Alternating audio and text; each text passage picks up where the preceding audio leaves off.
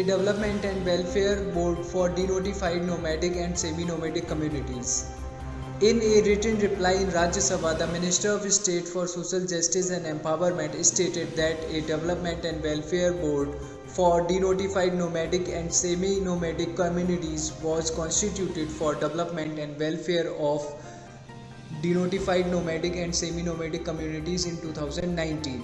The Welfare Board was constituted for a period of 3 years, extendable up to 5 years, to formulate and implement welfare and development programs as required for denotified nomadic and semi-nomadic communities, to identify the location areas where these communities are densely populated, to assess and identify gaps in accessing existing programs and entitlements, and to collaborate with ministries, implementing agencies to ensure that the ongoing programs meet the special requirement of DNC, to monitor and evaluate the progress of the scheme of Government of India and states UTs with reference to DNCs.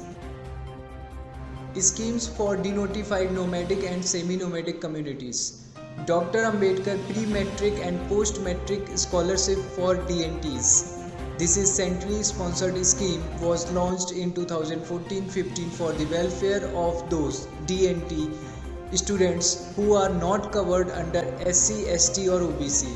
The income ceiling for eligibility is 2 lakh rupees per annum. The scheme is implemented through state government UT administrations. The expenditure is shared between the center and the state in the ratio of 75-25. The scheme of pre-matric scholarship for DNT students is helpful in spreading education among DNT children, especially the girl child. Nanaji Deshmukh scheme of construction of hostels for DNT boys and girls.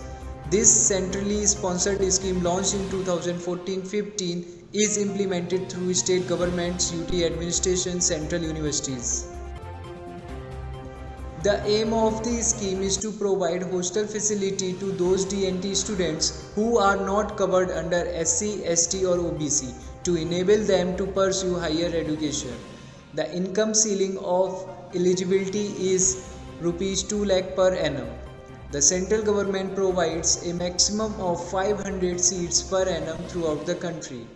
The expenditure is shared between the center and the state in the ratio of 75-25.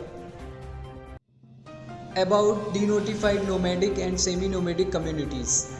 Denotified tribes are those that are notified under the Criminal Tribes Act enforced during British rule, whereby entire population were branded criminals by birth. In 1952, the act was repealed and the communities were denotified.